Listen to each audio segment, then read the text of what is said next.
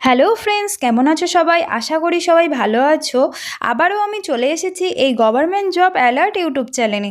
Friends, আবারও একটি নতুন এবং লেটেস্ট ভ্যাকেন্সির নোটিফিকেশান নিয়ে তোমাদের সামনে চলে এসেছি, যার নাম রেল বিভাগ। ফ্রেন্ডস, 2025 তো শেষ হতে চলেছে। এখনও পর্যন্ত তোমরা বাড়িতেই বসে আছো এবং তোমাদের কাছে কোনো প্রকার গভর্নমেন্ট জব বা প্রাইভেট জব নেই।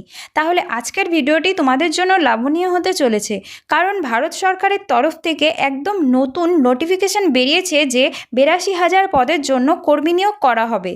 তাতে কোনো প্রকার এক্সাম হবে না, কোনো ফিস লাগবে না, একদম সরাসরি নিয়োগ করা হবে এবং ভারতের যে কোনো জায়গা থেকে আবেদন করতে পারবে। শুধুমাত্র অষ্টম পাস, দশম পাস ও দ্বাদশ পাস এর পার্সেন্টেজ অনুসারে সিলেকশন করা হবে।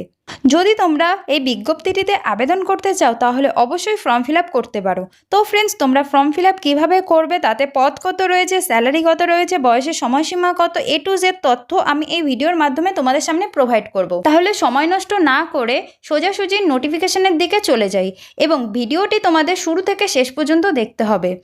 আর যারা আমার চ্যানেলটিকে এখনও পর্যন্ত সাবস্ক্রাইব করোনি তারা অবশ্যই সাবস্ক্রাইব করে একটি লাইক করে দেবে এবং ভিডিওটি শেয়ার করে দেবে তোমাদের ফ্রেন্ডের কাছে, যাতে তারাও এই বিজ্ঞপ্তিটিতে আবেদন করতে পারে।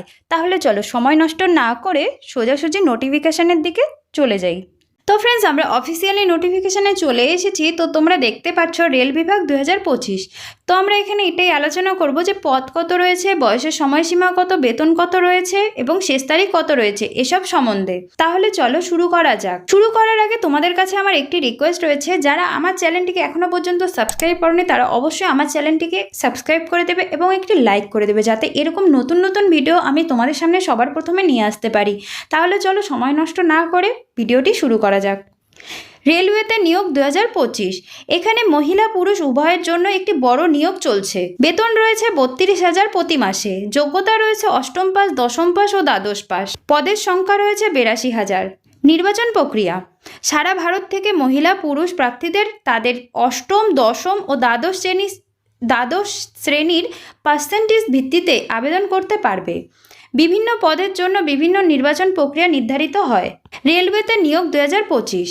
পদের বিবরণ এবং যোগ্যতা মানদণ্ড এর রেলওয়ের মোট 82,000 পদের জন্য নিয়োগ ঘোষণা করেছে। তার মধ্যে বিভিন্ন বিভাগের পদ অন্তর্ভুক্ত রয়েছে।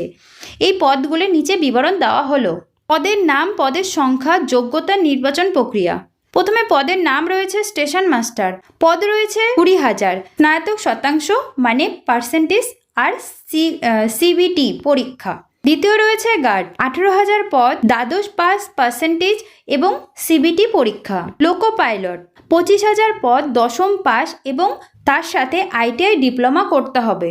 প্রযুক্তিবিদ, 30,000 পদ, দশম পাস, ITI ডিগ্রির ভিত্তিতে নির্বাচন করা হবে। সাহায্যকারী মানে হেল্পার, 15,000 পদ, দশম পাসের পার্সেন্টেজ অনুযায়ী নির্বাচন করা হবে। কেরানি, 12,000 পদ, দশম পাসের পার্সেন্টেজ অনুযায়ী নির্বাচন করা হবে। বয়সের সময়সীমা 18 থেকে 48 বছরের মধ্যে হতে হবে এবং যারা OBC, SC, ST বিভাগের জন্য 5 বছরের ছাড় রয়েছে।